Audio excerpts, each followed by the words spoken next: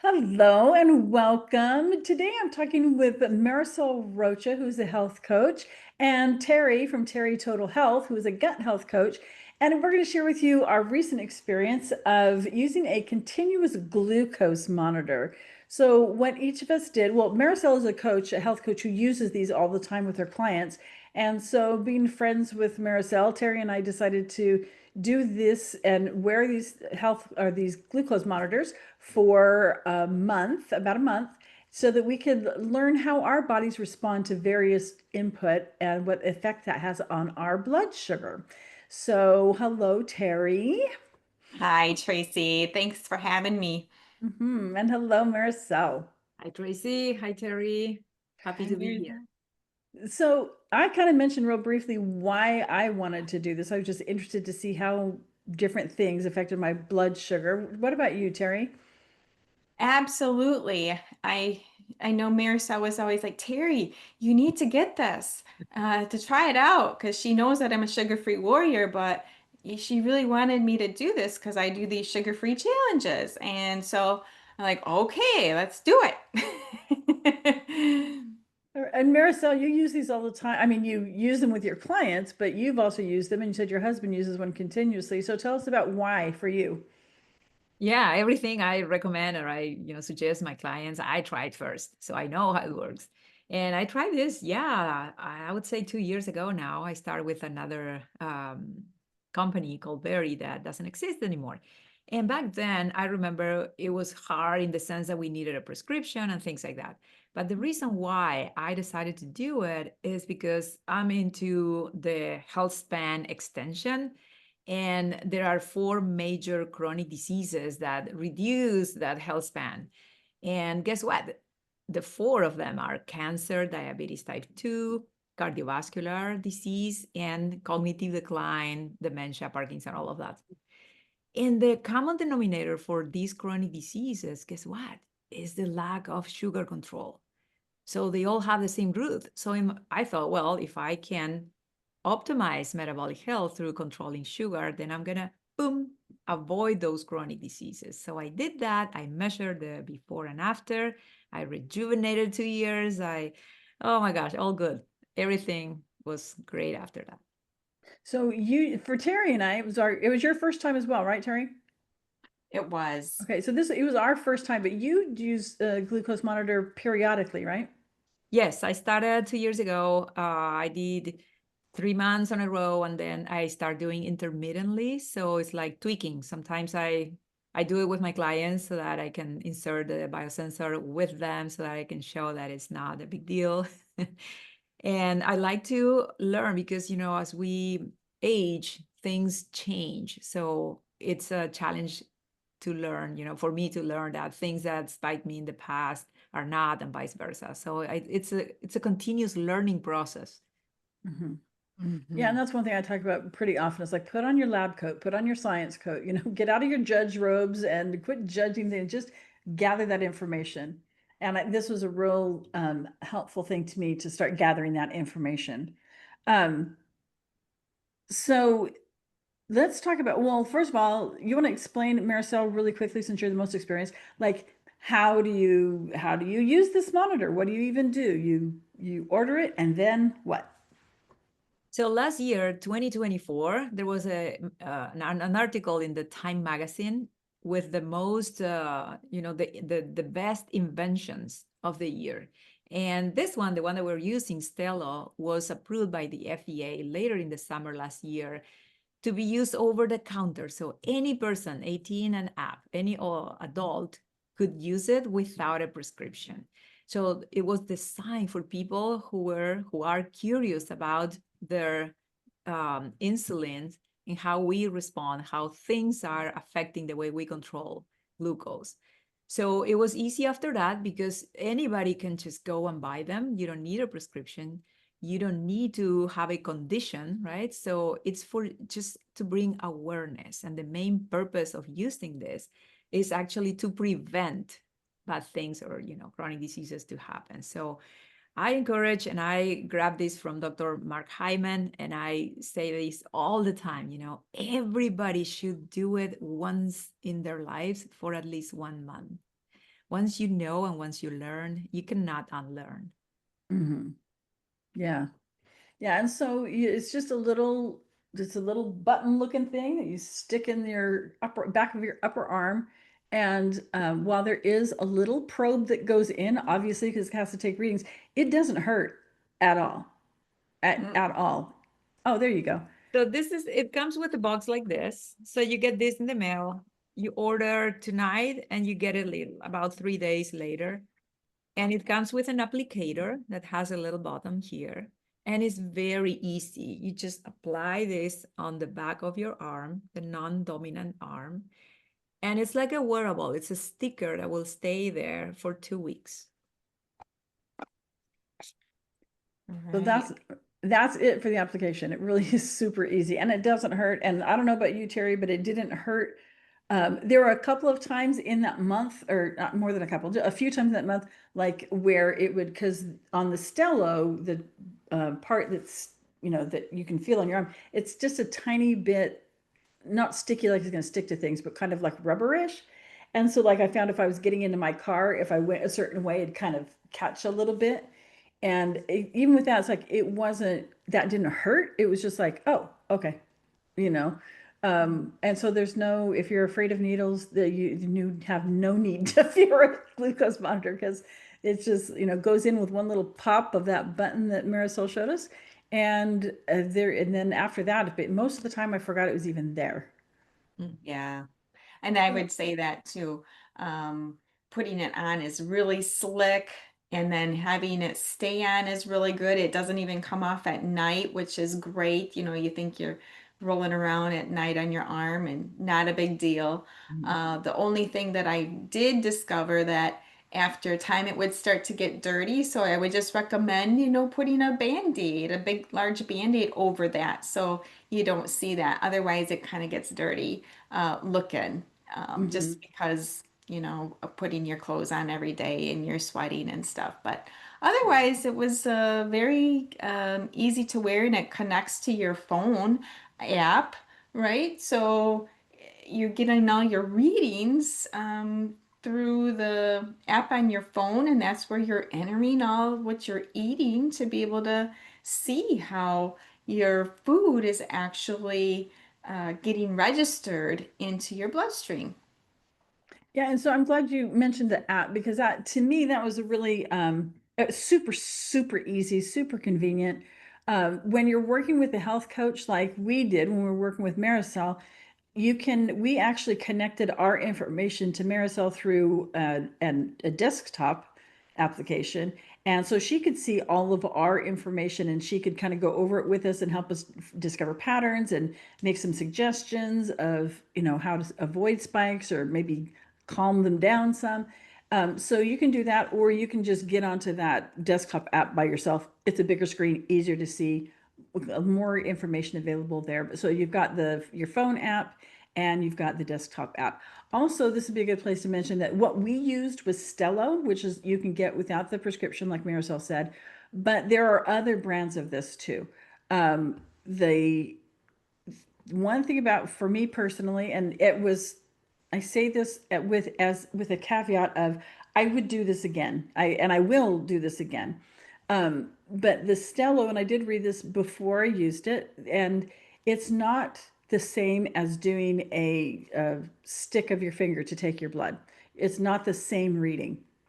And so for me, it was really useful for seeing how various things affected my blood sugar. But as far as getting an accurate blood sugar reading, you can get that with other brands, the brands that you have to have a prescription for. Yeah. And so when I do it again, just because how my brain is, I want to see the exact number. So when I do it again, I've already talked to my doctor and she's very willing to write a prescription for me for it. So I will do that. Instead of using the Stello, which gives you an idea, but it's not the 100% accuracy. So just kind of know how your brain works too. If you're going to do this and deciding what you want, decide if you want just kind of the general idea. Let me just get some baseline information, or if you want an accurate reading, because that'll make a difference in which monitor you want to use.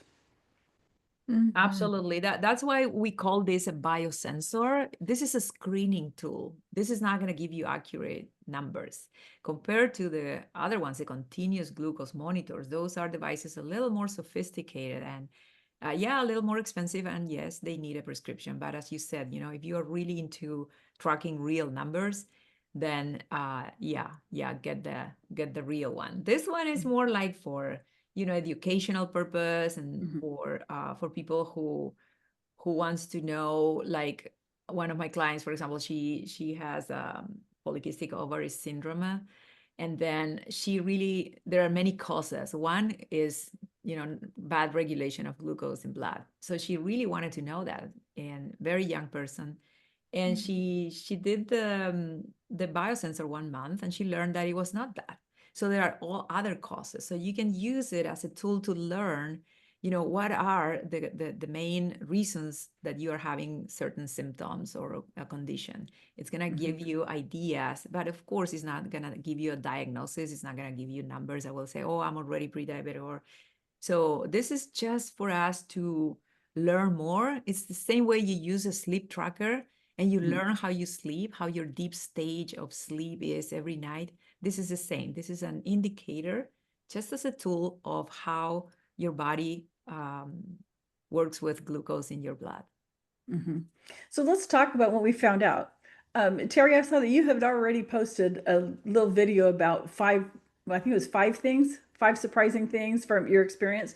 So you already have that on the tip of your tongue from doing that already. Talk about what are some things that you learned. Like, I know that we've talked about this already and it was a valuable experience for all of us. So what was some of the value for you, Terry?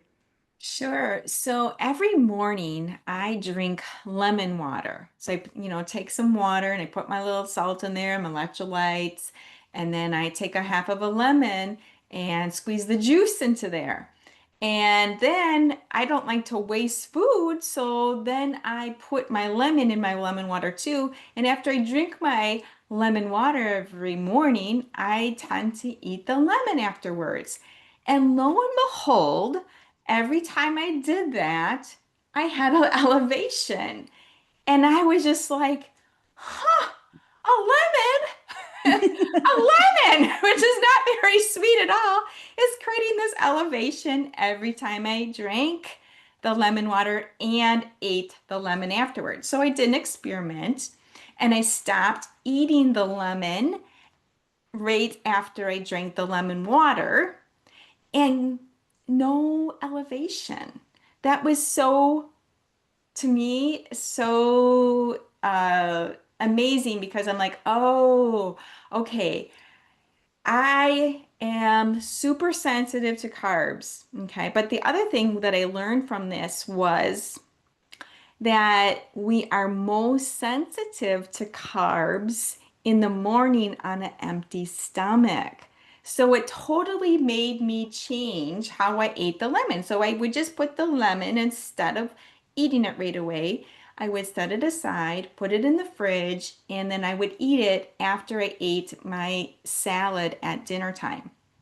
And then because I've already had this cushion, for example, of the salad in my stomach, the sweetness of the lemon, there would be very little spike in my salad. Okay, so that was the biggest learning of the order of my Mhm. food is going to be important when I'm eating and thinking about putting carbs into my body and when. Okay.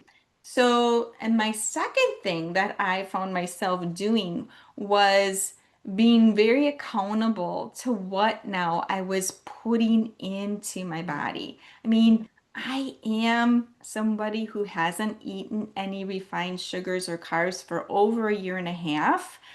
And I am noticing how even doing that, um, even eating the vegetables, for example, and the fruits can actually give me a little spike. So it made me very accountable again to when I was going to eat those carbs.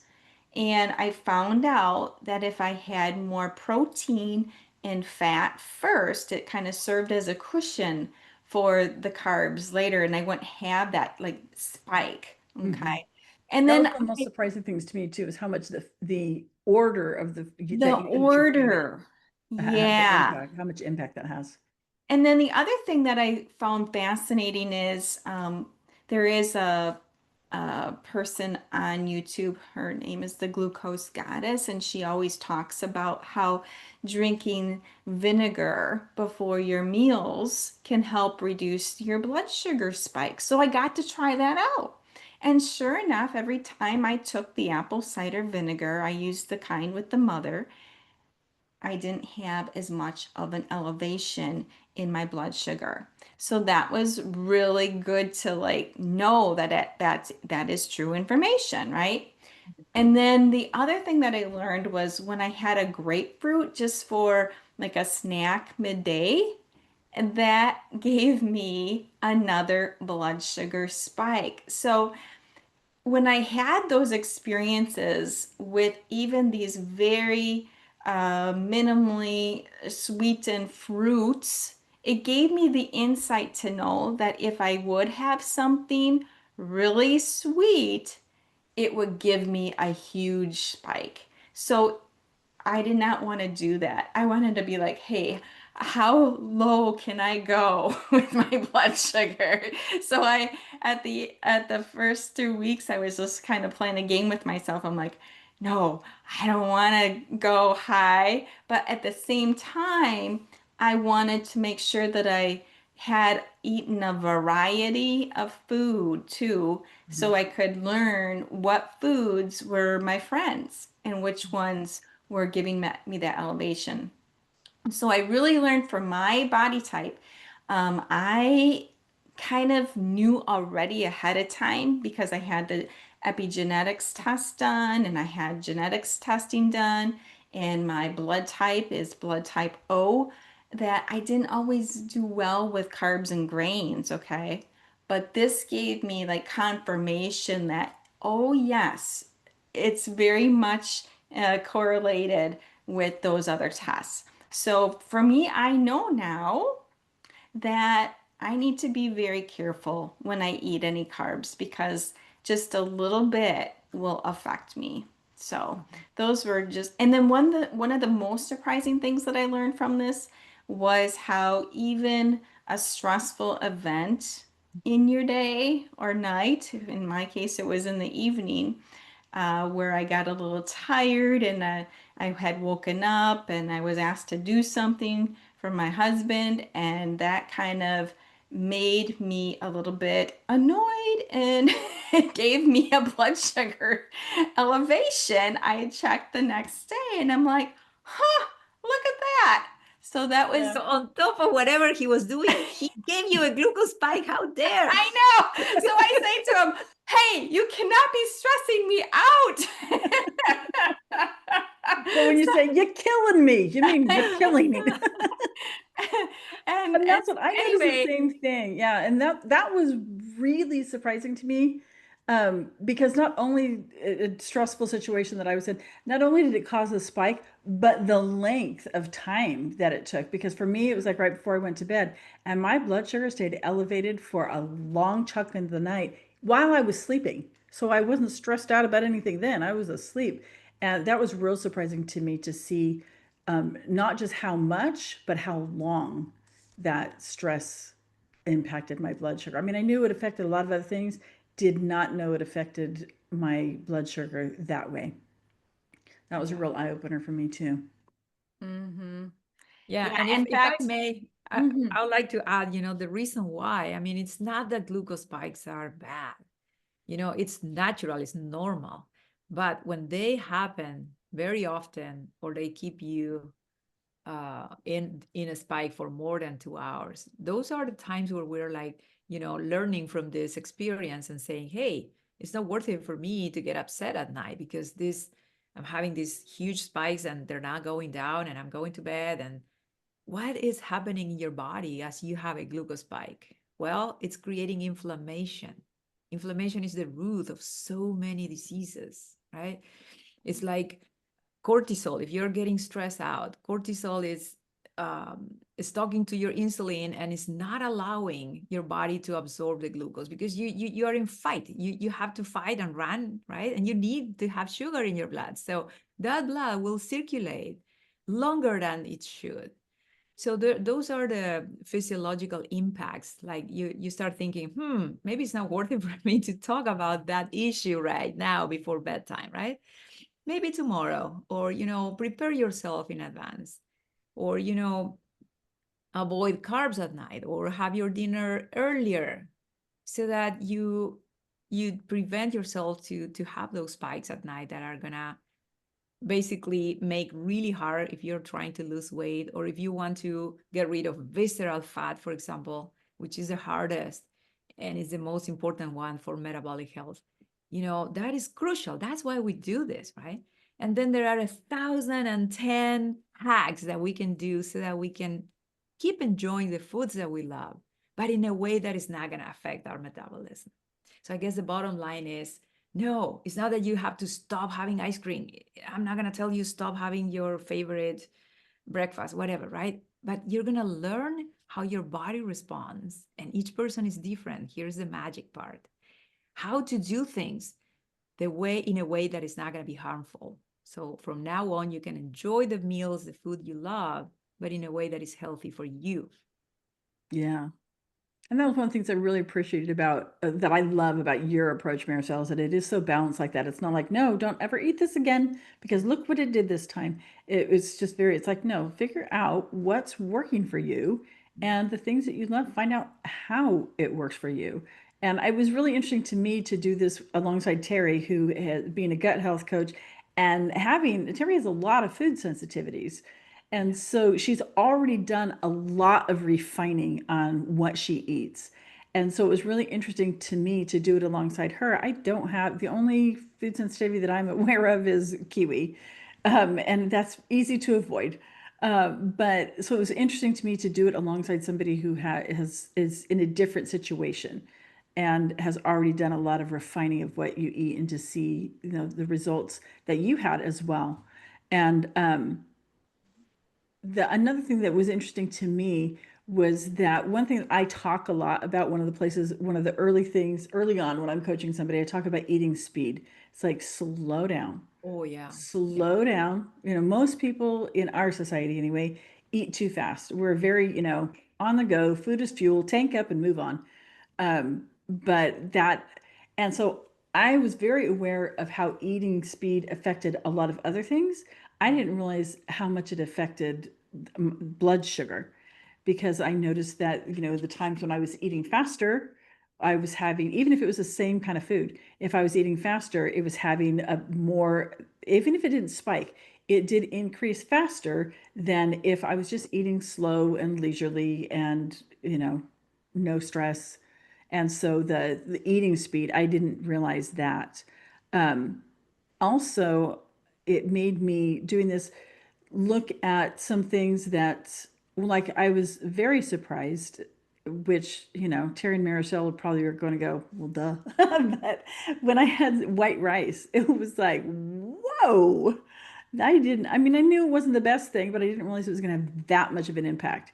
And so doing this is kind of like, okay, so what other, white rice is not like my favorite food. It's not like I'm going to go, oh, cannot live my life without eating white rice.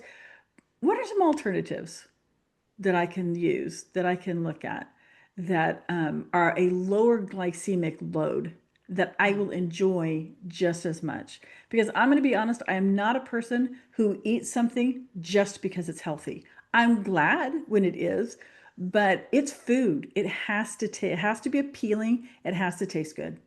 And so to look at other options for some things, for me, like white rice. I know there are people who adore white rice, and then there'd be some other option for them that they would need to look to. But for me, it's like, okay, so what else instead of white rice? And then just this week, I'm not wearing the monitor right now. I'm done with this series, but I thought, oh, I was having a dish that would be good on rice, and I thought, I'm going to try the cauliflower. That it's not cauliflower rice because it's still cauliflower. It's cauliflower cut into the shape of rice, And so I put it on that instead, and it filled exactly, what the roll of rice would have been. The texture, the everything was there. And so, but cauliflower is much lower glycemic load. And so just it really helped me to be more interested in exploring lower glycemic load foods. So that was Yeah. a really good side thing that I wasn't expecting. One thing that, another good thing is that when we were first doing it, I remember there was something that I don't remember what it was that I ate, but I ate knowing that it would give me a glucose spike because I wanted to see if I could feel the difference because I'm very much into listen to your body, pay attention to your body signals. And when we first did it, it's like I did that, I had a blood sugar spike, I could not tell the difference. I couldn't feel it at all. And I'm like, oh, well, darn it. That would be helpful if I could. But then even after just a month, I could, I mean, it's not like I was sensitive to every little tiny thing, but I could tell, I could feel the difference by then. So even just in a month, it helped me be more sensitive and all it was like, okay, I know this number is going up. Do I feel any differently? What is, so, because I want to be aware of those feelings. And it did help me to get more sensitive. And Maricel and I talked about that a little bit. Maricel, you want to speak to that a little bit and the increasing sensitivity of what it feels like to have a blood sugar spike Yes, when you're not wearing a that's monitor, another so you can hit no.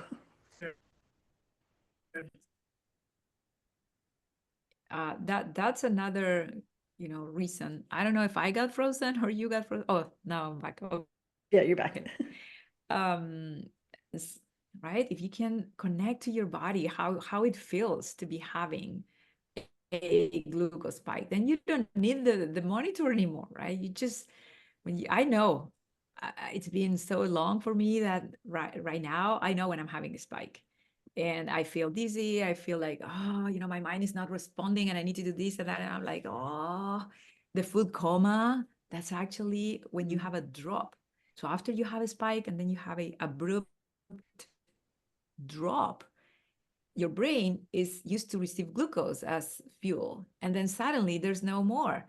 So you're like, oh, I need some coffee, I need some tea or something sweet or salty to kind of, and maybe you feel that you're bored, but it's actually physiologically. So by reducing those spikes, we are preventing having those cravings and connecting to your body, keeping a journal. This is something that is really good because the app allows you to add notes. So not only you keep track of what you're eating, but the way you're feeling or how you perceive, like, oh, I'm feeling more tired than usual. And those notations are really very important when we go through them to learn exactly, oh, that day was when you had that thing happening. Oh, that day was when you went to the gym. And that's how you learn how your body works, by Mm-hmm. connecting the data, by learning and actually feeling the difference. Mm-hmm. One thing I oh, also go did. ahead, Terry. Oh, I was just going to say, I also did that. I have a favorite treat that I use with, I call them horse carrots, these large carrots that I get. And I ate like two of them one day with my peanut butter mixed with some hemp seed. And I used that like as a dip, right? And I noticed I was really lethargic after Mhm. two carrots. So I'm like, I need to dial it back and not have two carrots. So instead, it changed again my food choices to, okay, I'm going to try two or three celery sticks first before I have the carrot. And it made a difference because that was less carbs. And now knowing that I'm super sensitive to carbs, I won't have the carrot number one by itself. I'm going to make sure that I have it with a protein fat, of some sort. Because if I have the carrot plain, it's going to spike my blood sugar.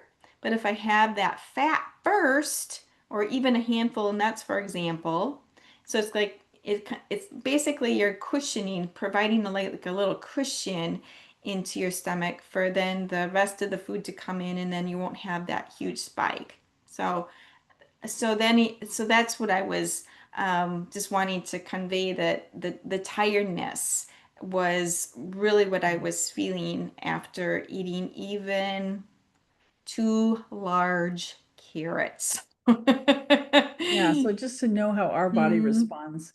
I Yeah. do want to mention one thing though. I work with people breaking away from the diet mentality. And I did find myself, and I have been, doing this work for years now, and I have um that's not so much of an issue for me anymore. But I did find using this monitor that I had to be real careful because you track what you eat, you enter it in so that you can know what's causing the spikes and things. But I found myself beginning to start to play some of the games that I used to play when I was counting calories and things like that. And so it's something, if you struggle with dealing with diet mentality, it may be a good thing to get yourself a little further out of that culture before you try doing something like this. Because even with all the work I've done, I found myself not slipping back into, but like kind of being drawn that way. And because of the work I've done, I was able to go, no, we're not doing that. All we're doing is gathering information. And again, slip back into that scientist lab coat and let that be. So that was just kind of one little warning for anybody who may be struggling and with diet mentality still. So kind of wrap things up. Um, just the overall experience, I think it was very valuable. Like I said, next time that I do it, I will talk to my doctor and get a prescription and get one that actually gives me the accurate reading, because that's just how my brain works, and I'll feel happier about that.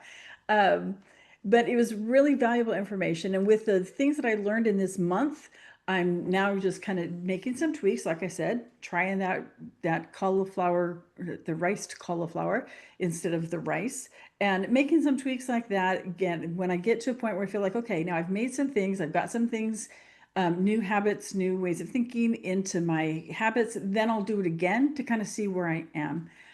So very, very valuable with all the pros and cons. I absolutely will do it again. I think it was a really valuable thing to do. And thank you so much, Maricel, for offering to do this with us.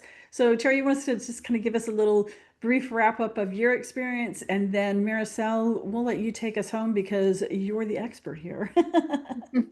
Sure. So one thing I just wanted to say that we didn't touch base on yet was how exercising after you've eaten within 10, 15 minutes was so helpful, because what I noticed when I did that is my monitor would show the decrease in the spike then. If you're eating something, then it would just go down so quickly, which is because your sugar is going into your muscles, and that's where you need it.